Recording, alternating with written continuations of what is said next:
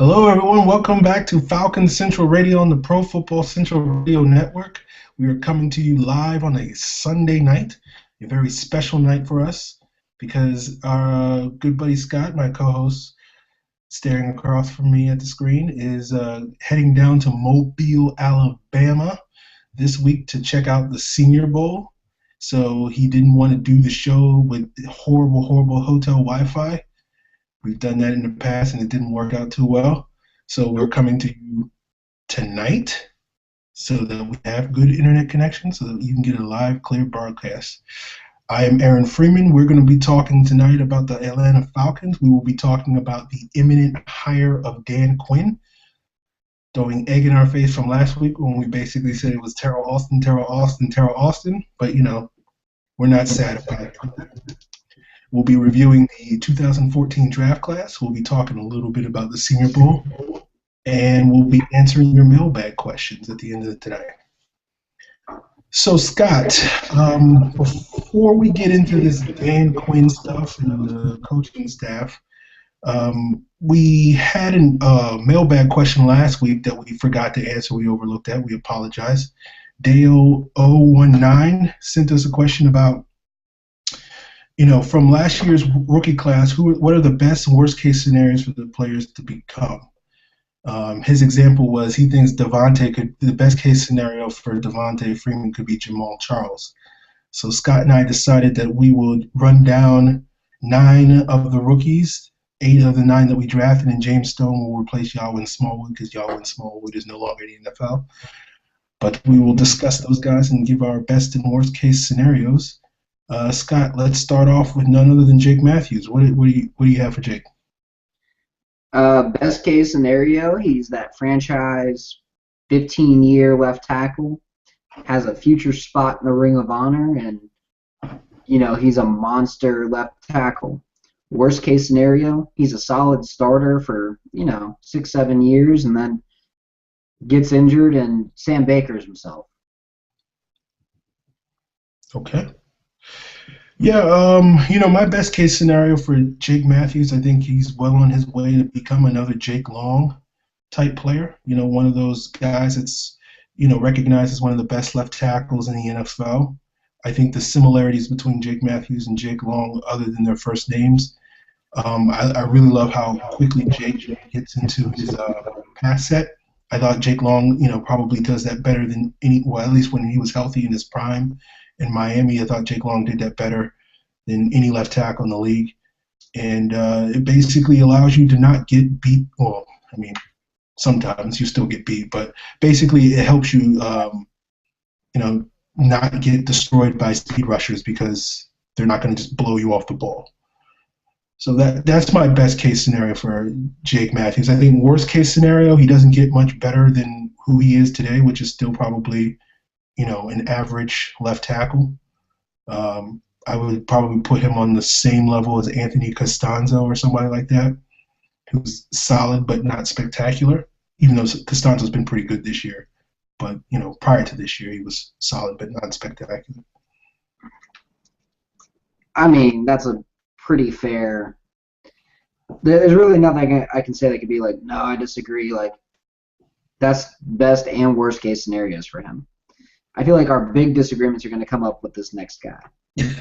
Probably. I think everybody's pretty much on the same page with Jake, but the rest of the draft class we might be a little bit off on. But what do you got for Rashid Hageman? Best case scenario, Richard Seymour, if he plays 5 tech. If he plays a 3 tech, he could be like, he's not going to be Sue, but he's got elite short area quickness, and he's a hell of a 3 technique when he plays there.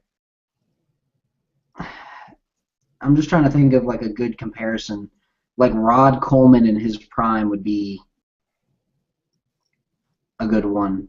I'm thinking of one that's like playing now, just a 3 tech, like basically what Kawan Short's doing in Carolina. Just that nasty, like 6-7 sacks a year, tons of pressure, really good run defense out of that 3-tech, and then just a massive body that clogs up the lanes. Okay. I can get behind the Kawhi Short. They're similar in the fact that they both played in the Big Ten. They both were inconsistent in college, and they both have similar body types. So I think that's fair. I'm going to go with Red Bryant. Well, I was going to say worst case. Oh, okay. I'm sorry. Worst case, like a. You know what? I'm just going to use another Falcon for this one. Worst case, he's Tyson Jackson. Okay. All right. Like, worst case, he's just that 5-tech that doesn't do shit. Okay. All right. My best case for Rashid is not as sexy. I've never really gotten the Seymour comparisons. I thought Seymour was 100 times a better player than he was in college. And I can't compare the two. I'll say no. Let me backtrack. I don't think he's Seymour in New England. I think he's more the Oakland Raiders Seymour that was past his prime. Then he could be that guy. But Red Bryant's the guy I think of. I think Hageman is more of a run defender, that guy that can be a black hole against the run that Red Bryant was in his prime in Seattle. To me, they're two similar players that they rely a lot on their power as opposed to being great technicians or having, the sort of quickness to get skinny as an ideal 3-tech. Obviously, Red Bryant shined in Seattle under Dan Quinn, playing more of a 2-down 5 technique on the outside. I think Hageman could be ideal there.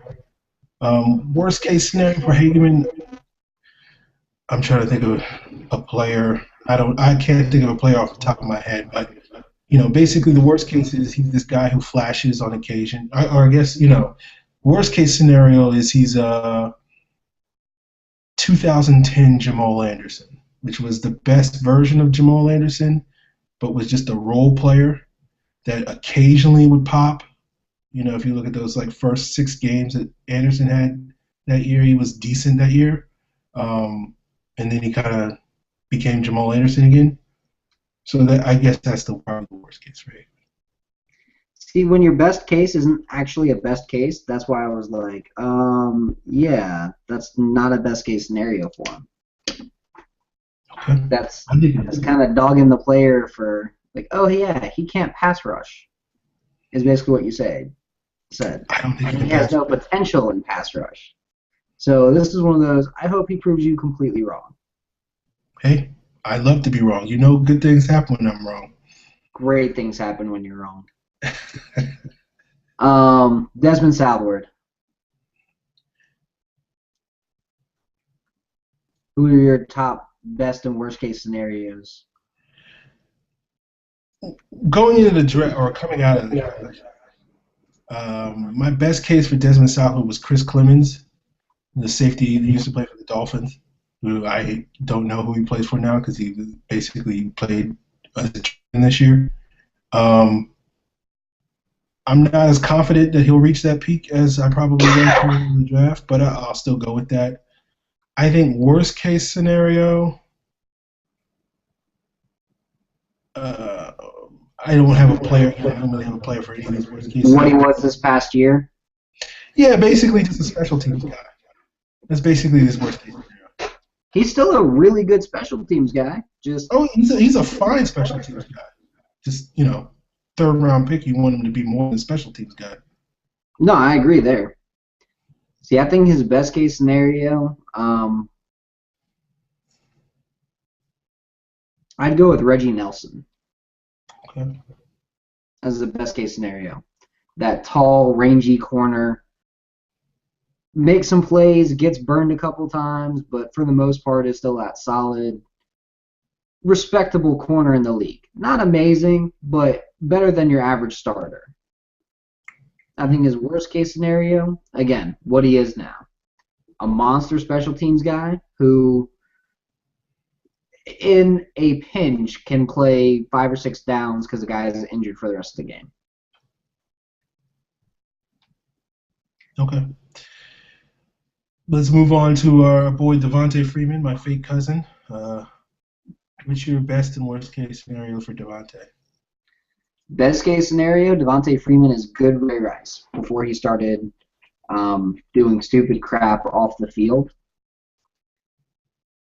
Averaging, let's see, 11 to 1,200 yards on the ground and about 500 yards through the air.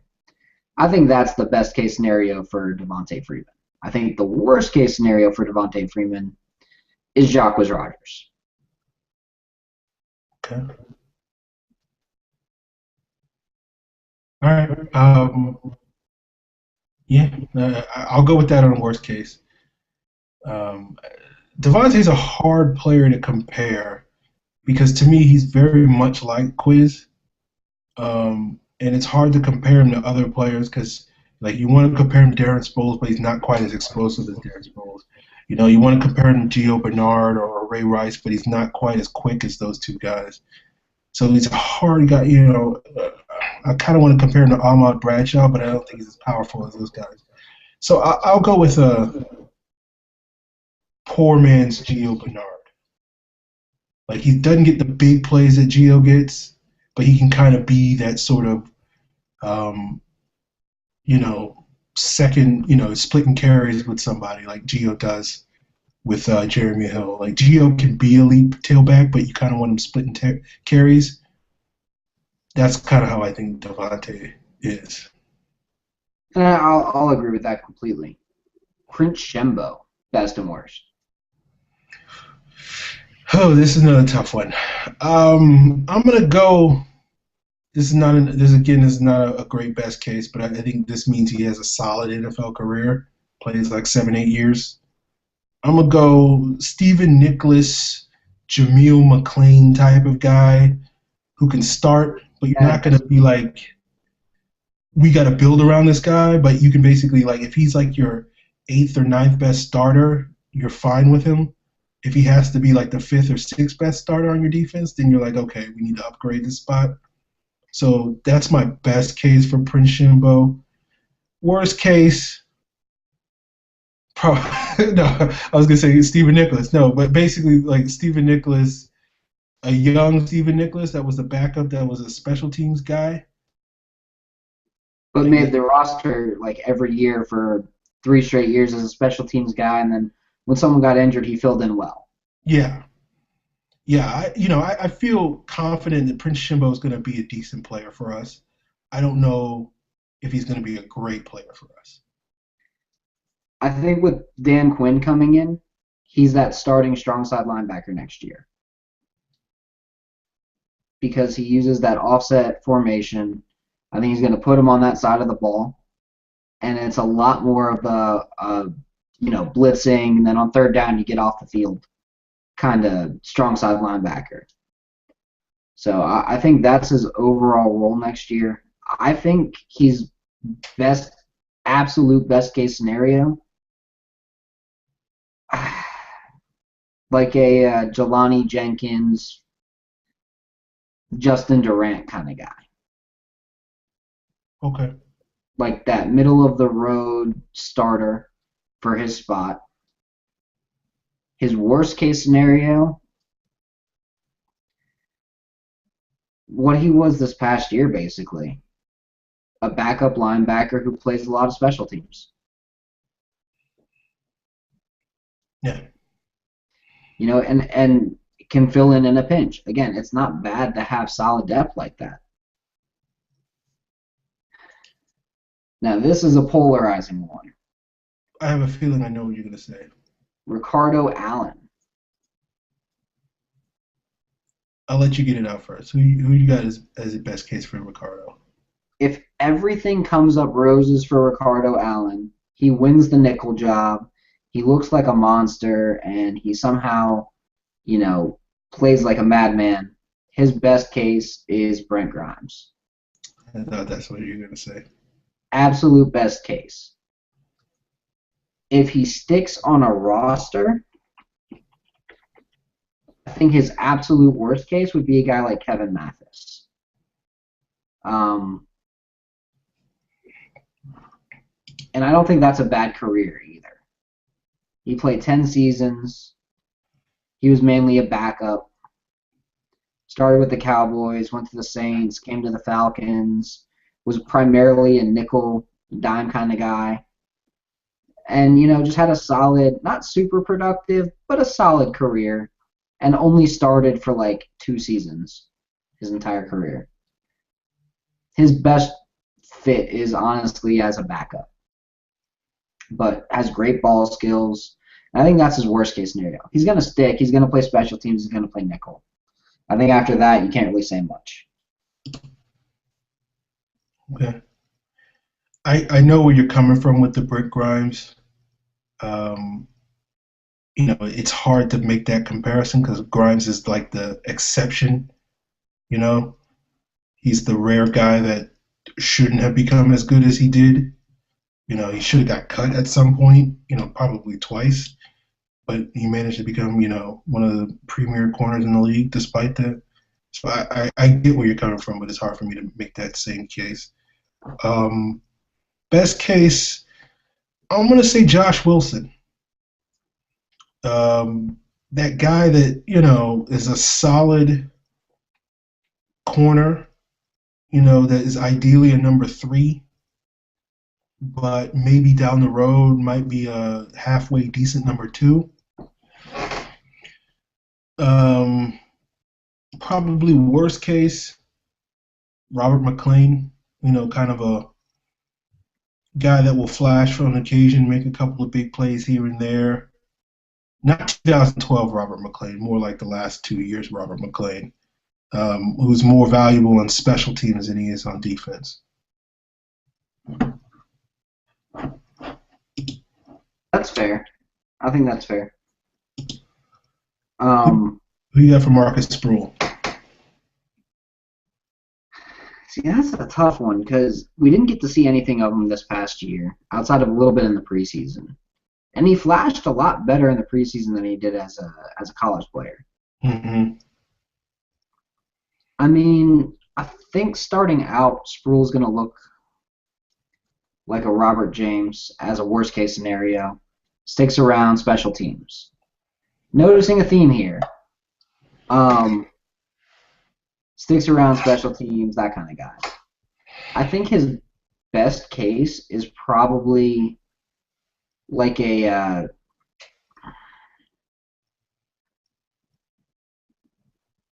that's a tough one. I think his absolute best case is probably maybe like a KJ Wright or nah, he won't be that good. I give Demario Davis. Okay. Solid against the run, not a complete liability in coverage. Will make some plays on the ball, but not absolutely amazing either. Just kind of like that, again, NFL average level starter that every team needs. And had he been healthy this year, probably would have made the Falcons look a lot better because he would have helped cover up a lot of Warlow's deficiencies in coverage. Okay. For me, Marcus Sproul, worst case, I guess, I'll say it, I guess. Worst case is he doesn't recover from the ACL and he's basically, I guess Robert James, And you're like, why is he making the roster when he doesn't, you can get a better player than Robert James was for like 4 years. Best case, I'll go with Ashley Palmer, the linebacker who played for Detroit. He kind of started a couple of years there in Detroit, maybe Buffalo, I can't remember. Basically because they didn't really have anybody better, but he's kind of that same sort of player, undersized, fast, but, not really a guy that you want to sit there and be like, oh, yeah, he's a playmaker for us. He's just kind of a guy. So that's kind of how I see Marcus Sproul. I'm not as optimistic as I would be if he didn't have this ACL tear. And that's fair. Like, that's a really fair point because the ACL tear really threw him It really threw him off. Yeah. Now, Tyler Starr. All right. This is not going to be that popular because I know he's not very popular with the fan base right now, but I'm going to go with Croy Bierman as his best case. And, probably a better pass, like 2009 Croy Bierman, I should say. Okay, yeah, when we liked him. Yeah. That's not 2000, not the last couple of years of Croy Bierman, but early Croy Bierman. That was, when the coaches believed in him, you understood why they believed in his potential.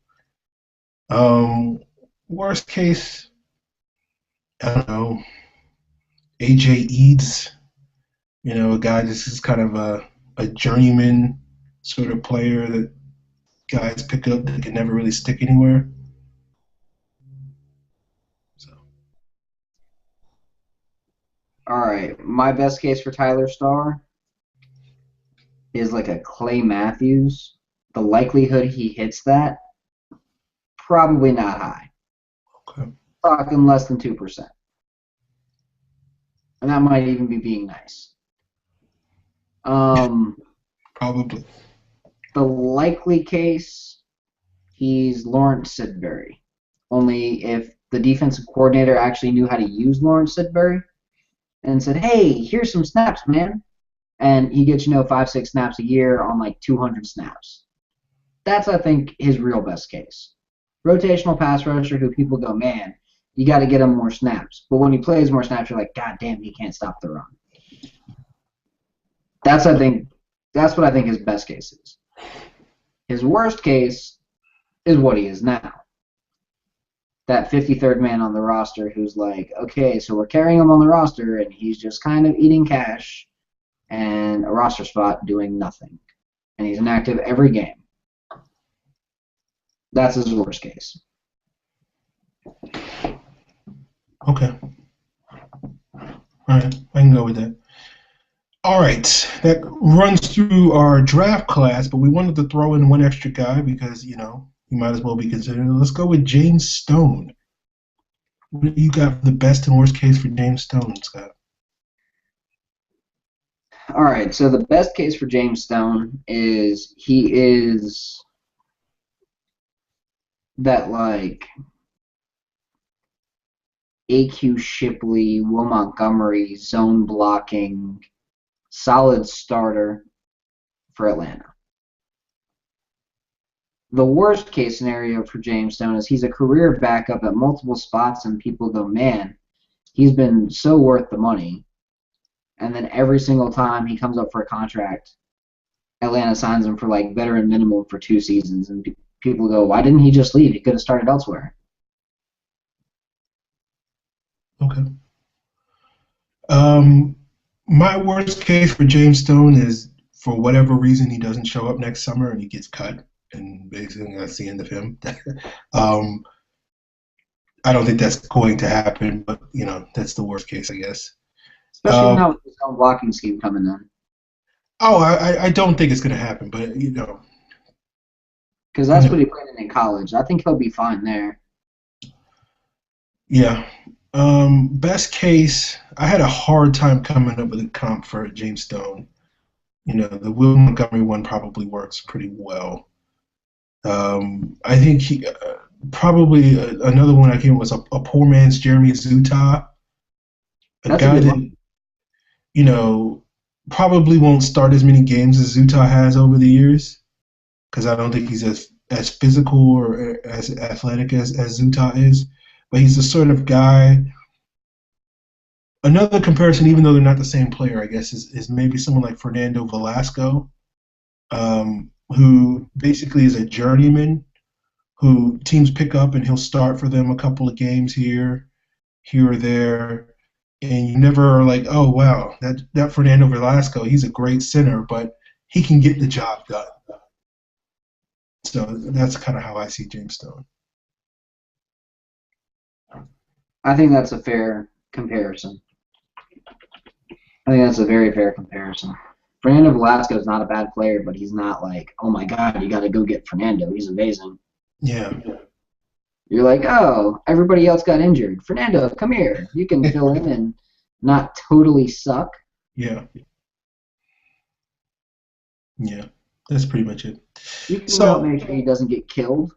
so we ran down the rookie class.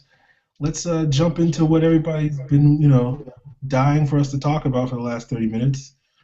The Falcons are looking like they're going to hire Dan Quinn. So I guess the first question I have to ask you, Scott, is what are the chances that the Falcons throw us a curveball in the next 24 hours and not, or no, I guess not in the next 24 hours, next 2 weeks, because basically we have to wait till then, and Dan Quinn is not the Falcons' next head coach? I'd be surprised.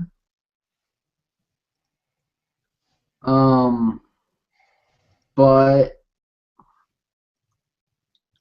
if it does happen that way, it's because Terrell Austin was like, hey, go hire Kyle Shanahan. Fake these guys out. Like, because he wanted to troll the entire fan base, which I would think is hilarious and would already make me love the new head coach 1,000 times more than I already will, no matter who it is. Because, one, neither guy is Mike Smith. Let's remember that. Both of these guys people were actually talking about as head coaching candidates before the offseason. Mike Smith was not talked about as a coaching candidate in 2008, and for good reason. So I like the idea of Dan Quinn. I'd be more than happy with Dan Quinn if they flip it and it's magically Terrell Austin tomorrow. Hooray! Like, I'm not going to sit here and complain. Especially if Dan Quinn brings in Jim Schwartz as his defensive coordinator. Interesting. I would love that. Because it's like, hey, where did you used to screw up, Jim? What got you fired? And as messed up as that sounds, if you're an assistant for someone, you kind of want them to know where you screwed up so that they don't make the same screw-ups. I always feel like you have to have at least one former head coach on staff who's like, don't muck it up like I did. Because Mike Smith had that. He had Mike Mularkey, who had already been a head coach at that point, who was like, yeah, don't do this, and don't do this, and you should be fine. And then later he had Mike Nolan, who was like, yeah, definitely don't do this. And then he kind of like screwed him over even more. But you got a good idea of like, hey, this is why some of these, you always need a former head coach on your staff, is my view. Especially if you're friends with them. I think it'd be I think the Dan Quinn hire is a good one. I don't think that they're going to, wait 2 weeks and then just fake us out. I don't think it's going to be anything crazy like that. I don't think that this rumor that Terrell Austin is going to be the Falcons' defensive coordinator makes any sense. Because one, why would he leave his role? Two, it doesn't make any sense for him. Like, the Falcons can't take him. They can't go out and get Terrell Austin unless, A, his contract's expired, which it's not, B, the Lions grant permission, which they won't, or C, the Falcons make him a head coach, which, again, that'd be them faking us out. So there's no way Terrell Austin's with the Falcons unless he's the head coach. Yeah. Well, it sounds like, Scott, you've taken a turn because, I recall a couple of weeks ago you weren't that big a fan of Dan Quinn. So what kind of changed your mind on him? All right, so I went back and I watched the Florida defense, where Will Muschamp took a step back, and he basically said, you know what, Dan, run this offense the way you want to. Or not offense, run this defense the way you want to. So when Quinn went out there and actually ran his defense, it was fun to watch. It was a lot of basic 4-3, but he mixed in some other formations every now and again. It was more of a real hybrid than what Mike Nolan's was. He actually had some fun blitz packages where he put Dante Fowler running around like a chicken with his head cut off. And the Dan Quinn hire does make me think that the Falcons are going to get Dante Fowler in the first round. Because, one, he probably already knows the scheme. And two, he's a monster. Yeah. I would be more than happy with Dante Fowler in the first round. Because I think he's the next Justin Houston. Okay. All right, we'll go with that. I don't think that's crazy. Yeah. I think, it's probably a good chance that Dan Quinn will be the Falcons head coach. It seems like all signs are pointing to that. I think it's interesting in that it sounds like, or at least from what I've heard and read, that he was the number one guy on Korn Ferry, the search firm that Arthur Blank hired. He was the number one guy on their list. I thought it was interesting that Blank hired Joe Banner as a consultant, and Dan Quinn was very high on the Browns list last year. Banner was basically quoted as saying that the toughest decision they had to make in their entire coach search process last year when they hired Mike Pettin was basically to give up on Dan Quinn and go ahead and hire Mike Pettin as opposed to wait till after the Super Bowl to try to get Quinn. So it sounds like, I know a lot of Falcon fans were all afraid that, oh, no, we're not going to get Rex Ryan. It means Thomas Dimitroff and Scott Pioli are too involved and they're going to get Josh McDaniels. It sounds like everything points to that not being the case at all, and I think that was a lot of hype over nothing. And it seems like the two biggest voices in Arthur Blank's ears are Korn Ferry and Joe Banner. The thing I like about Quinn, and I'm not going to sit here and act like I'm some expert on the Seahawks defensive scheme. At least from my perspective, it's a pretty basic sort of scheme.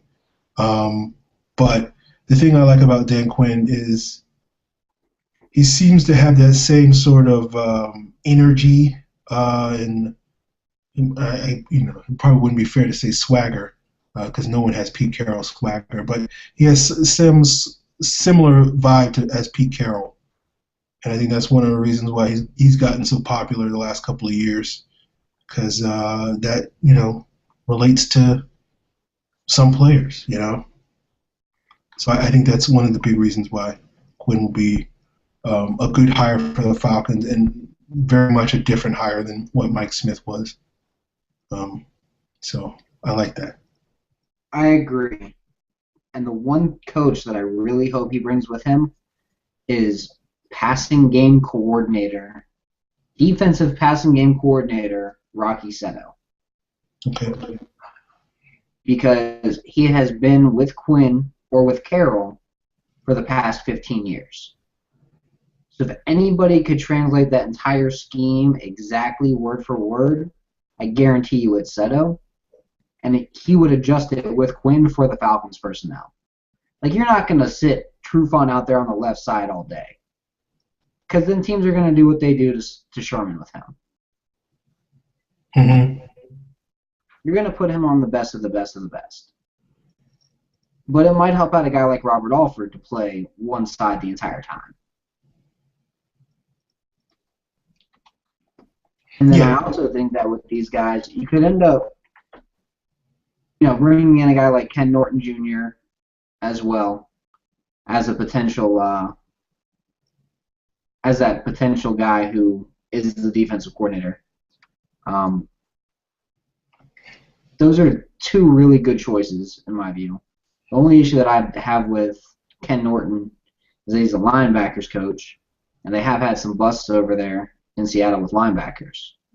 They've also had some really great picks on linebackers just because they fit the scheme. Okay. I'll throw out one name as defensive coordinator. Keep your eye on Richard Smith. He's was the linebackers coach for the Broncos. They coached together. Um, Quinn and Smith coached together in Miami and in San Francisco back in the early 2000s. So that's one guy I wouldn't be shocked if he's hired as a defensive coordinator. But let's talk about the offensive coordinator, Scott. Let's talk about breaking news. Kyle Shanahan is going to be the Falcons' new offensive coordinator, assuming that Dan Quinn is ultimately hired, is what all the reports are saying. What are your thoughts on that? I think it's a brilliant hire.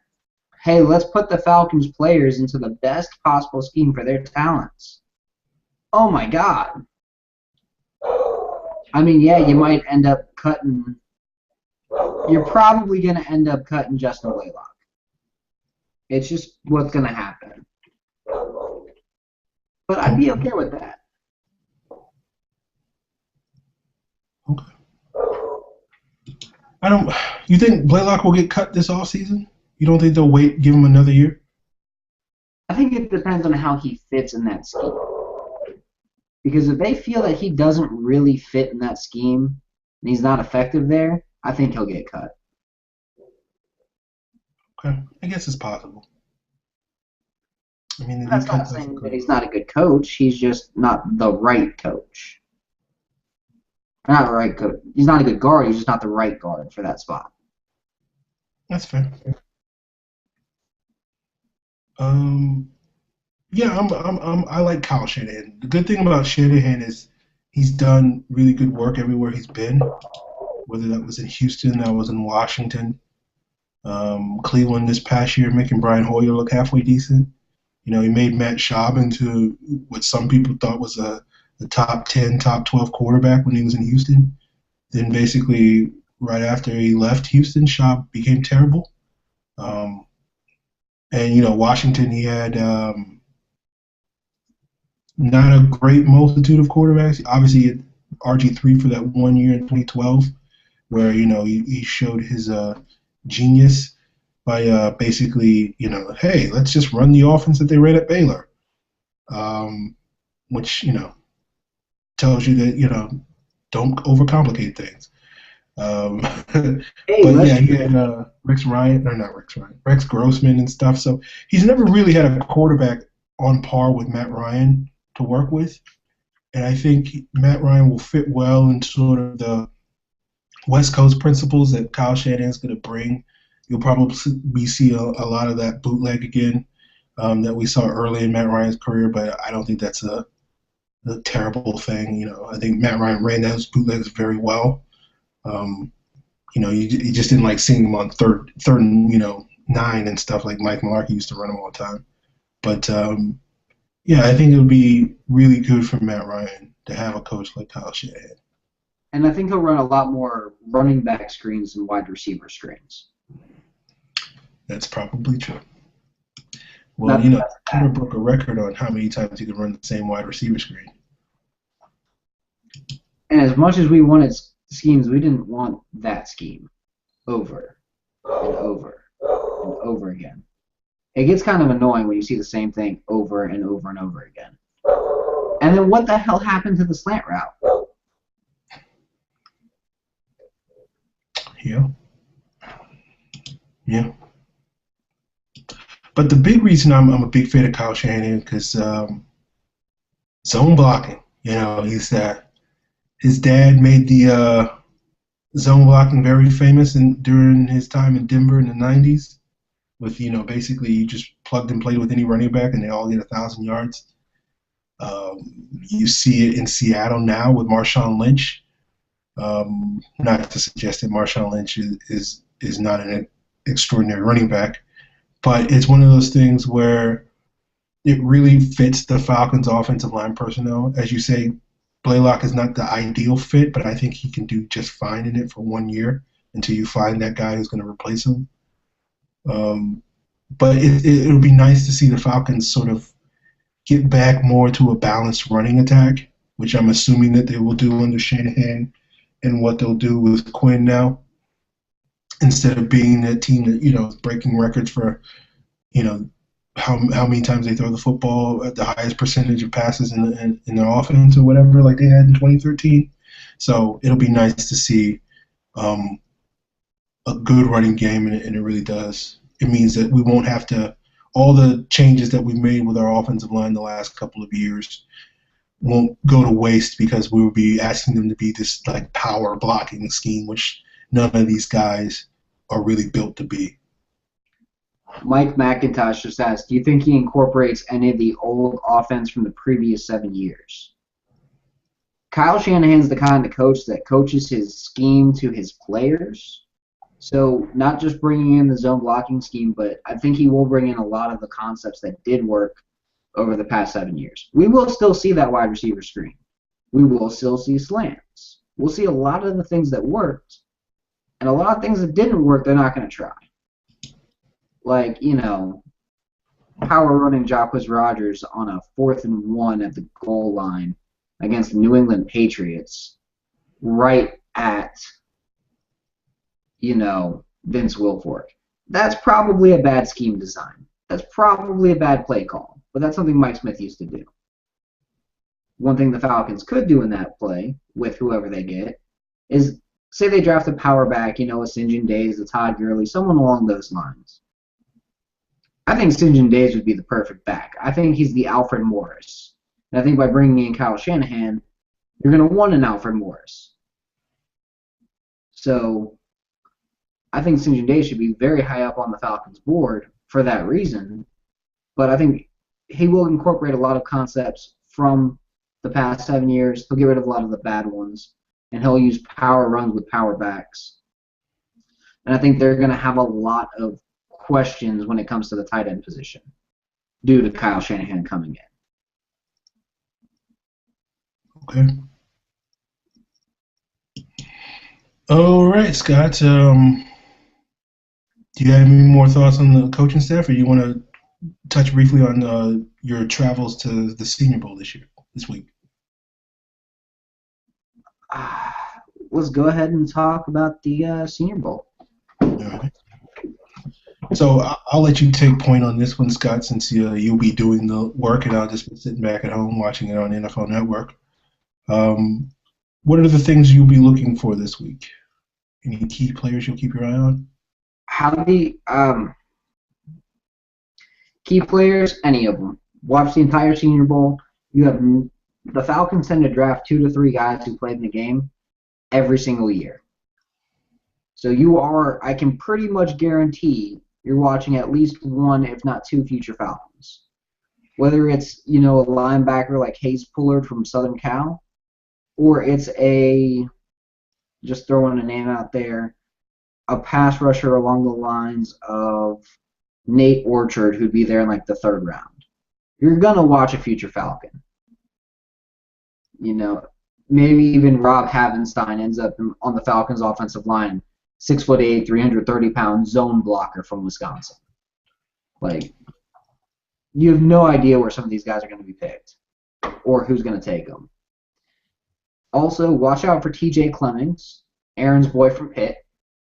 He's probably going to destroy some people. It's going to be hilarious to watch. I'm looking forward to it because he's got a George Foreman-like punch, and he's going to destroy some people. And they're putting him next to a guy named Ali Marpet from Hobart College. And I think those two are going to have some fun knocking people on their ass every play. I do love the Senior Bowl's offensive line and defensive line drills. I think that's really the thing where the men separate themselves from the boys. We saw a guy like Aaron Donald just destroy dudes last year. We saw Zach Martin hold up pretty well against everybody, including Aaron Donald.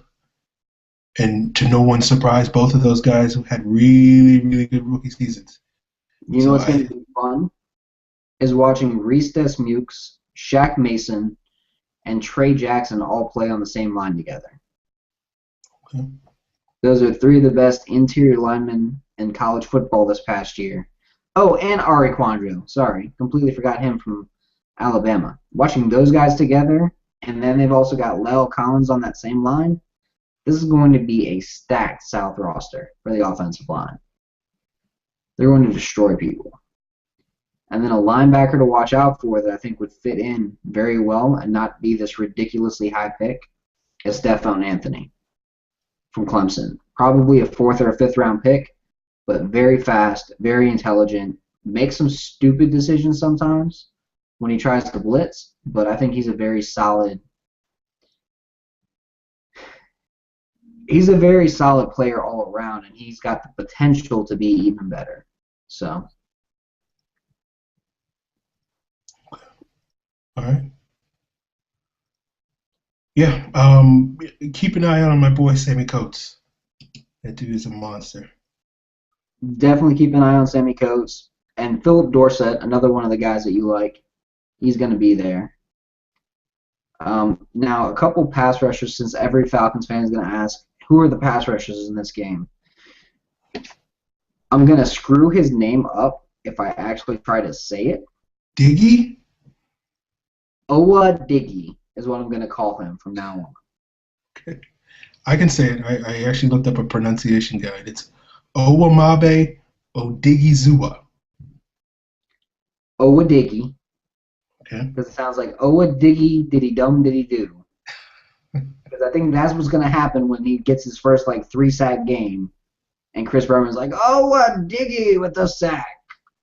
Because Berman's great for that stuff.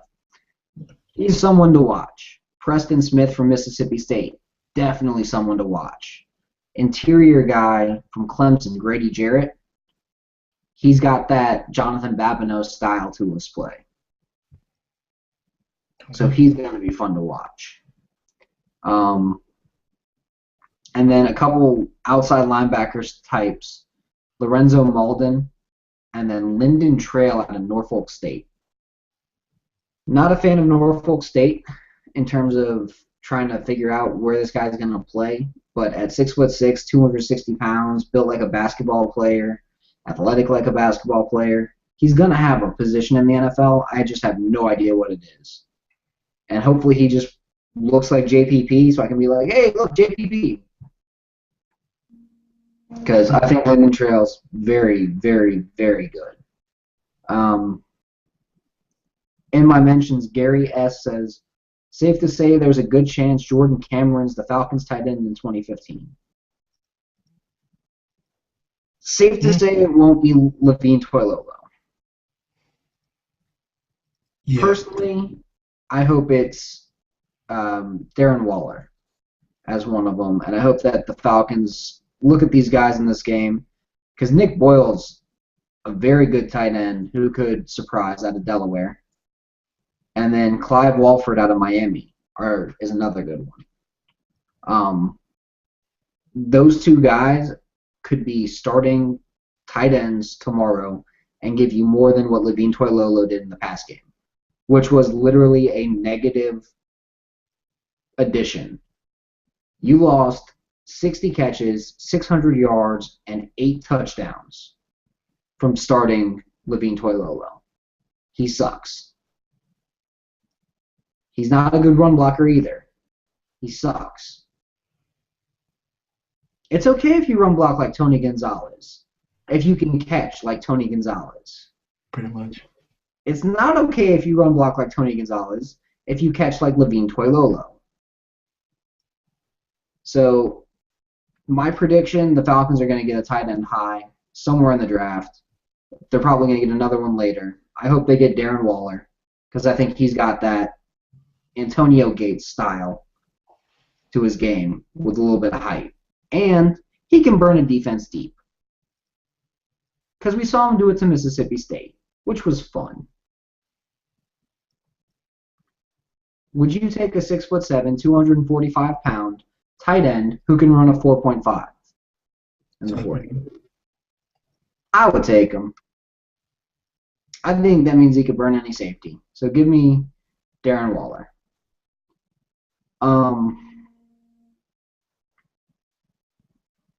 All right, and then let's see what else. Which players can improve their stock the most?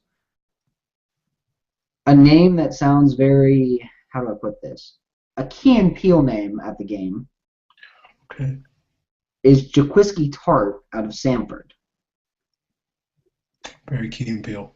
Very Key and Peele. No offense to you, Jaquiski, but if you're even watching. But Key and Peele name, Samford. I mean, he's got a William Moore feel to his game. And if he shows it on the field, he could very easily go in the mid-second round as one of the top 3 safeties picked. Another guy who could go very high with a good showing this week is Marcus Golden. He's been working with Chuck Smith. Chuck loves him. Chuck is a pretty good judge of pass rush talent. Maybe not other talent, but pass rush talent he seems to understand pretty well.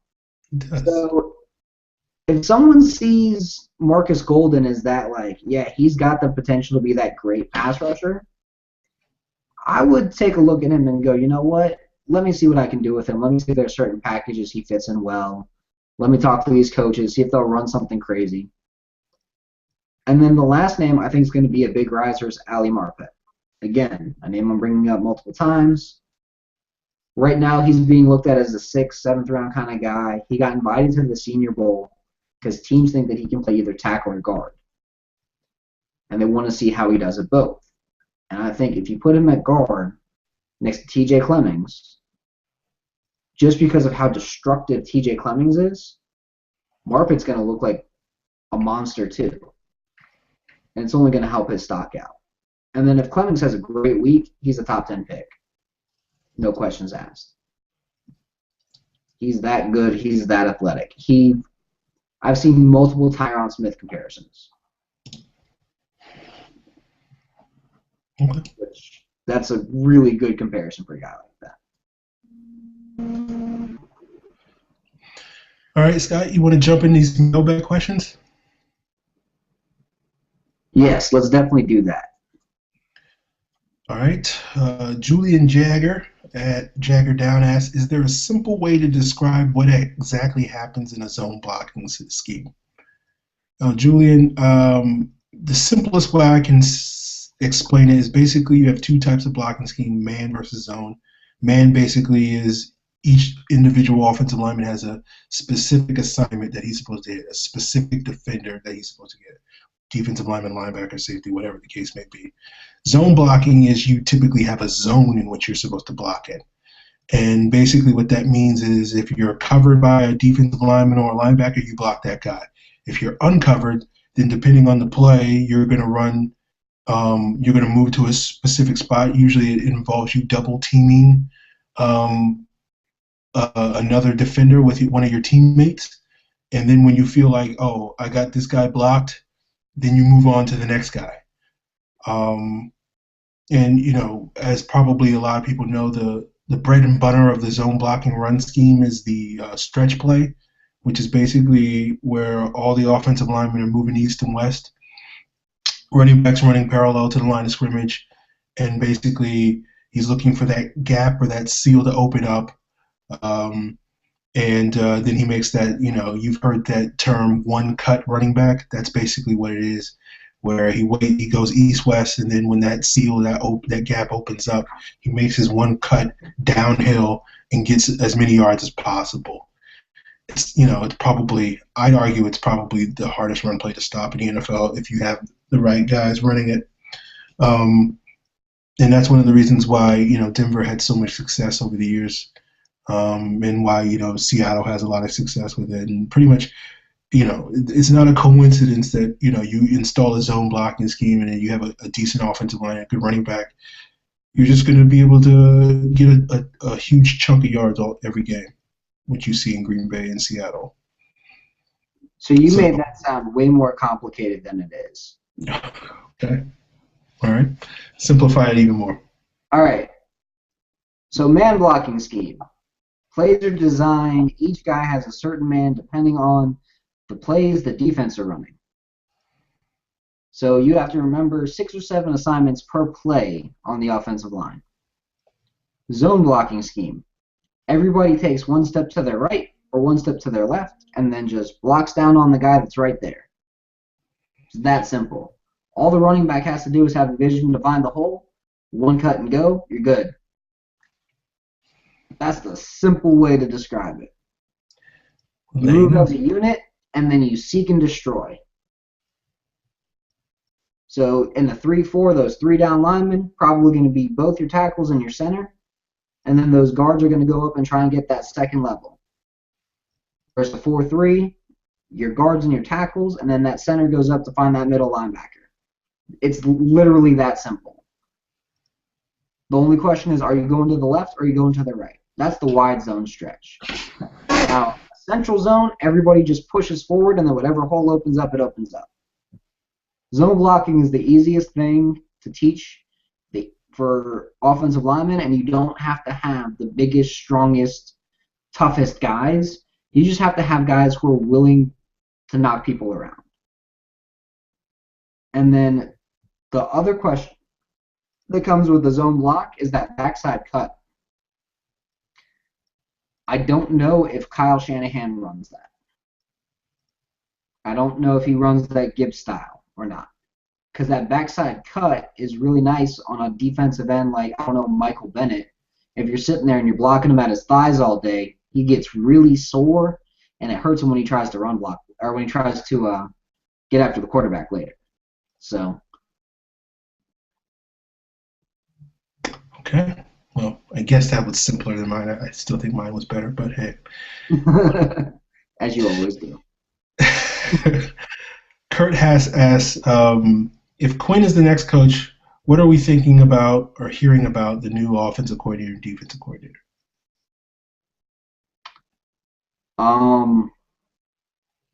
The new offensive coordinator is Kyle Shanahan. I'm pretty sure he probably came in before. Defensive coordinator, I've got 5 names. We went over that a little earlier. Richard Smith is who we meant as Smitty, not Mike Smith. So that makes sense. A name that could make sense is Chuck Cecil, formerly of the Titans, play out in San Diego now. He could be a unique name. Jim Schwartz could be a name that fits. Ken Norton Jr., again, another name that he works with that fits. And then Rocky Seto is the other name. Those are the names that I would go with. Okay. I'll go with the same list. All right. Weisengrund asks, are you worried about Quinn naming Smitty as his defensive coordinator choice with the New York Jets? Of course, it won't happen in Atlanta, but what does that say about his acumen?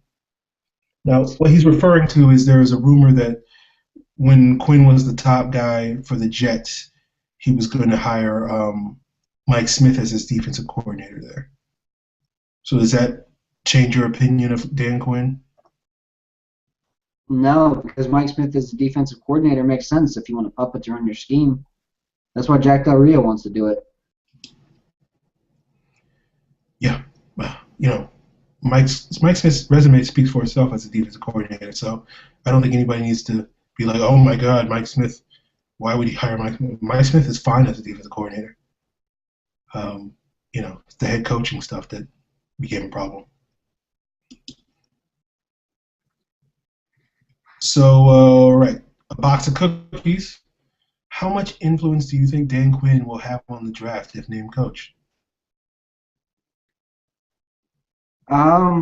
Let's see. I don't think he's going to have as much impact as people think. I think they're just going to go out and get talent and then say, here you go, Dan.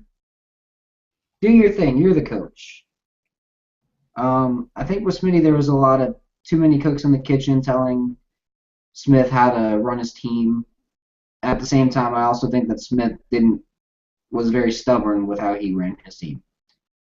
I think with Quinn, he's going to go, well, this guy fits this role, this guy fits this role, they're going in at these times. This makes sense. So I don't think Quinn's going to have a lot of impact on the draft, but I think he's going to go, you know what, this is the player I want. This is the kind of player that I want. So I do think that a guy like, again, Dexter Fowler is going to be the first-round pick. And I'm with you, Aaron. I'm not calling him Dexter Fowler Jr. because I don't think Dante Fowler I keep thinking baseball and football and get those names mixed up. Dante Fowler Jr. is going to be the first-round pick, in my view. And I don't see any way we should call him anything more than Dante Fowler because, well, Dante Fowler Sr. was probably nothing special if we haven't heard of him. Yeah, no offense to Dante Fowler Sr., but your son is going to be more famous than you, so he's Dante Fowler. He's already more famous. Yeah, so, yeah. Yeah, I think Dan Quinn will have as much influence on the draft as Mike Smith has. I don't think the Falcons have really, changed how they approach the draft. I think ultimately, Thomas Dimitroff will have a final say on the draft picks. Scott Pioli will, be running the scouting departments to find those players. Dan Quinn will be like, I want this guy, I want that guy, but I don't think it's going to be like he's picking all the players or anything like that. I think it's just going to be, I like this player, I like that player. Okay, let's go get that player. Well, we can't get that player. Let's try. What about this guy? Oh, yeah, he's fine. I think it's just going to be a normal head coach, GM sort of relationship. Makes sense to me. All right. Our good friend Jim41288 asks, thoughts on the Falcons brass rush from Seattle to the Senior Bowl on assistant coaching sideline negotiating, since a lot of that goes on in mobile during practice week. What are you talking about? Atlanta's not hiring a coaching staff for their coach in waiting. I mean, whatever. No, the reason why this Atlanta thing, where they're going to hire Dan Quinn, isn't considered tampering, and basically assembling a staff for him isn't considered tampering, it's because, one, they've got the only open job, and two, they followed the rules, and they're not officially offering him a contract. They just basically said, hey, man, the job's yours if you want it. And he's like, I want the job if it's still there.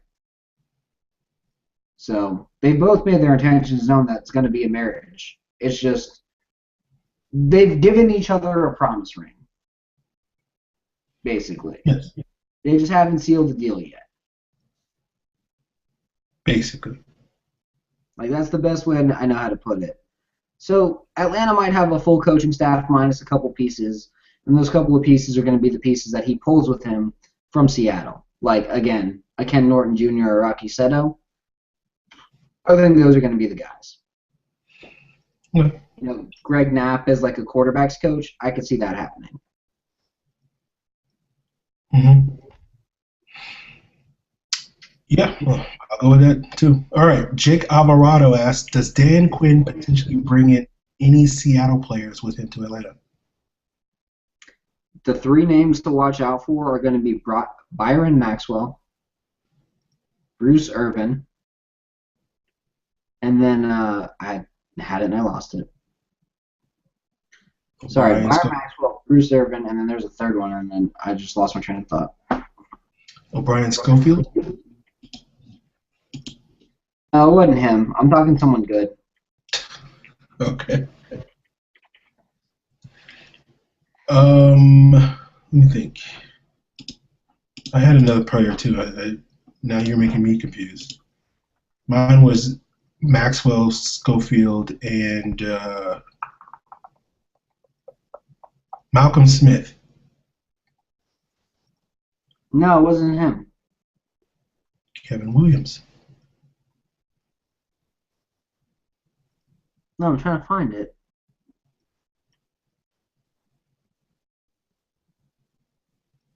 Well, now we're all waiting on Bader Prescott. Yeah, hold on. No, it was Malcolm Smith. It was outside linebacker Malcolm Smith. Okay. I was like, he's 25 years old. He's like super cheap. Malcolm Smith would be the guy. Because it would save the Falcons a pick on a linebacker and they wouldn't have to re-sign Spoon. Although, I think you still try to re-sign Spoon. I've got a great contract idea for him that I think he would enjoy, and he would probably sign. What you got? 1 year, $2 million. If you're healthy for all 16 games, you get a $3 million bonus in per game roster bonuses. and you get a $1 million Pro Bowl bonus. So if he's healthy for all 16 games and makes the Pro Bowl, he makes $6 million. However, if he does that, he still only counts $2 million to the salary cap. It's a win-win. Okay. Yeah. This is why I should be a contract negotiator in the NFL. The salary cap is a guideline, not a rule. And that money doesn't ever have to come off either, which is amazing. It's a complete loophole. The not likely to be earned incentives are a complete loophole in the entire thing. Another name to keep your eye on is Walter Thurman. And I don't know what the odds are of him getting cut, but if he does get cut, I would say Chris Clemens might be also on the radar. Just as like a situational rusher that can do what OC was supposed to do last year. I think it'd be more likely that you'd see the Falcons draft Troy Hill than Walter Thurman coming in. Okay. I just know Thurman can play in a slot, and the Falcons could use a slot corner, so it makes sense to me. I can agree there. Does Prof X asks, this might require some work, but assuming Quinn is the head coach and Kyle Shanahan's the offensive coordinator, what does your ideal starting 22 look like? Make whatever assumptions you need about draft and free agency. Well, I did do my homework on this one, and don't yell at me, but quarterback, Matt Ryan. Running back, Jay Ajayi, third-round pick. Fullback, Henry Hynoski, Pitt. Wide receivers, Julio and Roddy. Tight end, I'm going to say Mercedes Lewis just because we use him as a blocker, but I wouldn't be surprised if we brought in Niles Paul to be this sort of receiver, and we run a lot of two tight end sets. Offensive line, Jake Matthews, Blaylock, Hawley, Asamo, and Schrader. Defensive line, I think you put Hageman in the 5 technique that Red Bryant played. You re-sign Corey Peters, put him beside Babineau on the interior. You sign Jabal Sheard to play the right defensive end. You draft Dante Fowler in the first round, and he's basically your Bruce Irvin who comes in as a situational rusher on third downs.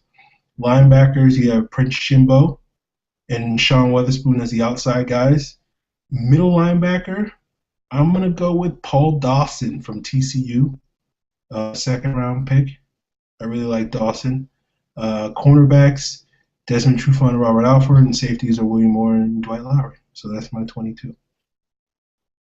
I'm a little bit different than that, as expected. As usual. I'm going to go backwards on this one and do the defense first. Okay. Starting nose tackle, Paul Stoliai. Starting under tackle, Rashid Hageman. Starting left end, I'm going to go with my boy, Jonathan Massaquoi. Right end, Dante Fowler. Weak side linebacker, Sean Weatherspoon. Strong side linebacker, Prince Shembo. Middle linebacker, Paul Warlow. There is a change there in that Sean Weatherspoon can actually stay healthy. And then you hope that the Falcons draft depth. Re-sign Lowry, re-sign Moore, and then have Trufant and Alford out there. You notice the defense isn't too much different than this past year in terms of personnel. I just think that with Quinn in there and playing guys in the right spots, it would completely change the entire defense all the way around. And then I do think you've got a pass rush specialist and a guy like Pernell McPhee that you signed. I know you're a big fan of Shiard, but I don't know if he comes in. Okay. Now the Falcons backfield, Matt Ryan, obviously, quarterback. I say re-sign Patrick DeMarco. He's cheap. He's a good blocker. That's all you really need from a fullback. And then starting running back, St. John Days, with backup running back Devontae Freeman as the change of pace, and Antone Smith as that explosive off-the-bench guy. Starting offensive line, I'm going to go with the exact same alignment you had, Matthews, Blaylock, Hawley, Asamoah, and Schrader. Julio and Roddy are the starting wide receivers. And then at tight end, I'm going to go with Big Max Williams out of Minnesota. Second round pick. You notice only 2 of my draft picks have to start. All right. So. Well, you saying Matt Ryan as the quarterback was a real surprise for me. No, I'm kidding. Nick Pasqualoni. I wonder if he's in relation to Paul Pasqualoni. No, Paul spells it with an I. Oh, okay. All right, I guess that was probably racist of me. Sorry, Nick. Salary cap breakdown with possible cuts. So I'll let you go, Scott, since you're a salary cap expert. Falcons have $31 million in salary cap space. They have 43 players currently under contract. They could easily cut Sam Baker and save $4.5 million this year and the rest of the money next year. Save 1.6 next year and then have all of him completely off the cap after that. I do think they cut him. I think they cut Steven Jackson, $3.75 million off the cap. I think they cut Tyson Jackson, $2.25 million off the cap with a post-June 1st designation. So he'd be 2.25 off this year and then everything else off next year. So it's like $1 million off next year. And then after that, completely gone. And then the final cut, which might cause some commotion, would be Justin Blaylock. Atlanta spends so much money on their offensive line, but I think if you cut Blaylock and Baker in the same offseason, it'd save a lot of money. It would be better spent elsewhere, like, Jake Matthews and Ryan Schrader and John Asamoah and Joe Hawley, and the third-round pick that I think they should take and Cedric Ogbuehi. But I don't see them actually doing that. So I think they'd start Blaylock for a year, and if they did take a guy like Ogbuehi, they'd start him after that. But they do have a lot of talent on the roster for some spots. For others, they should have complete overhauls, like edge player. But they've got the money to go out and get whatever they want. They've got cap for not just this year, they've got it for this year, next year, the year after. Like, they've got 31 this, 51 next, and then like 75 the year after, based on an $140 million salary cap. They've got more than enough space to get whatever they want, and to get whoever they want, and to structure the deals and get guys to build around. If they want to go out and get Ndamukong Suh, they could do it, structure the deal in a way that he could make $120 million over 6 years, and it wouldn't be a bad contract because of the way he changes games, especially if you put Suh right next to Hageman. It'd just be a destructive force on the inside, and you wouldn't have any way to truly stop that. Okay. Yeah, that's pretty thorough breakdown. Hope Nick, you got what you were looking for. Last question comes from Andrew Schauwaller. As the ideal numbers for the offense with Kyle Shanahan as offensive coordinator. For example, what are the ideal numbers for Matt Ryan, Julio Jones, Roddy White, and whoever the running back is? Ideally, Matt Ryan throws 550 passes, completes 70% of them, whatever that is.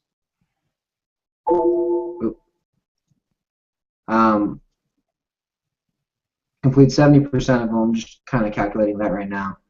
Oh. So 550 times 0.7, so 385 of them he completes. He has 4,250 yardage and has 35 touchdowns and 10 interceptions. Like, that's an ideal season for Matt Ryan, and he only gets sacked 20 times, which is about once a game, which people would be okay with. Yeah, he got sacked once a game, whatever. Oh, he got sacked twice against the Saints. Oh my God, but we still beat him 35-14. Like, people wouldn't complain. The running game as a whole, I look at it as a whole unit. 2,000 yards on the season. That's the ideal goal.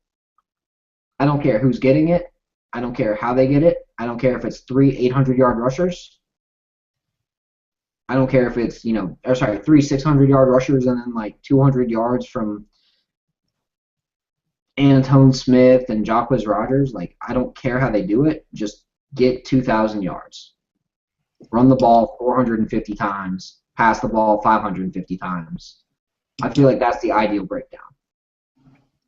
Because that's pretty much what the rest of the NFL is running. And then Julio Jones, I mean, let him be Julio. Still throw him 160 targets. He'll still come down with 100 of them. He'll probably get more yardage because he'll be on more of those slants. So I could see him at like a 1,800 yards. And I think he's going to get a lot more red zone targets, so he'll have 12 touchdowns. I think Roddy could have 80 catches, 1,000 yards, and 7 touchdowns next year. Harry Douglas, his production is going to go way down. Devin Hester, his production is going to go down a little bit. And then whoever they get for tight end, because Toilolo sucks, is going to go up. That's the ideal production there. Okay. For Matt Ryan, I would say basically, the standard numbers, over 65% completions, over 4,000 yards passing, 30 or more touchdowns, and, under 15 picks. So your standard, benchmark for what you consider a season for the quarterback. Running back, I would say, looking at what Kroll and West did last year in Cleveland, despite not having a great offensive line for most of the season, they combined for about 320 carries, 1,200 yards, and 12 touchdowns. So whoever is the lead tailback for the Falcons, if he could get that would be awesome. And then whatever Freeman and Antone or Quiz or whoever the backups are gets on top of that, it will be great. Ideally, another 700, 800 yards to hit that 2,000-yard benchmark that Scott was talking about. Julio, get him as ball as much as possible. So let's say ideal for Julio Jones, I don't know, 120 catches. I don't know, but something like 90 plus catches, 1,500 plus yards, 10 plus touchdowns. Hopefully Roddy will have a bounce back year. Probably won't have a ton of yardage. Probably if he breaks 1,000 yards, that would be great. But I wouldn't put those expectations on him. Maybe 850, 900 yards or so, somewhere around there, and 5 or 6 touchdowns. So that's about the numbers I would throw out. Okay, you got any more last minute? Let me see. I think we got. No, okay, we're good. I think. I got one question that just hit my mentions. All right. You think any of Seattle's staff comes with Quinn? I do. Who it is, I have no idea. But I do think that some of these guys on Seattle will come with him. It could be assistant offensive line coach Chris Morgan. It could be defensive passing game coordinator Rocky Seto, who's his assistant, as his new defensive coordinator. It could be assistant strength and conditioning coach Mondre Gee as the new Atlanta strength and conditioning. Like, it's going to be weird names that no one's ever heard of. They're going to go, you know what? That's okay. I have no idea who this guy is, but it can't be too bad. And it wouldn't shock me if Keenan McCardell wound up as one of the receivers coaches. Whether they keep Robisky or not, I think McCardell is going to end up being on the staff somewhere. Okay. Yeah, Chris Morgan was the guy I was probably going to throw out there. Possible offensive line coach taking over for Mike Dice. He's a Tom Cable protege, so that would make sense. Maybe Pete Carroll's son Nate Carroll comes in and helps Robisky as the wide receivers coach or something. I don't know. Another name to watch out for, who is a former cut blocking genius, Clancy Barone, Yeah. was the Falcons' offensive line coach under Alex Gibbs' guidance for a little bit there.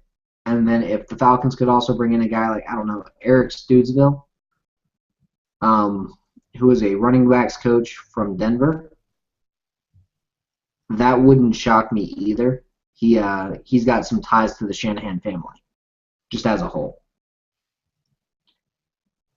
So he wouldn't be very surprising as a running backs coach if the Broncos didn't keep him. Yep. There you go. All right, folks. That is our show. We appreciate all our viewers and listeners that bared with us on this Sunday night. We don't usually do that. We won't be here this Tuesday, but we should be back next Tuesday. Yeah. See if I can think of anything else I need to add. But you know where to do on Twitter. Follow us on Twitter. Hit up the show's Twitter handle. That's Falcons PFC. Scott is at Scott Karasik. I am at FalcFans. Be sure to follow our boss, PF Central. If you want your questions asked and answered on air, we will use the hashtag Falcons Mailbag. Send those over to us, and we will find them. And be sure to tune in NFL Network. See if you notice Scott in the stands this week during their Senior Bowl coverage. So maybe we'll catch a glimpse of him. I'll probably be one of the shortest guys there, standing to a couple of the other shortest guys there. Right. So They travel in pack, people. We do. We're like Columbus.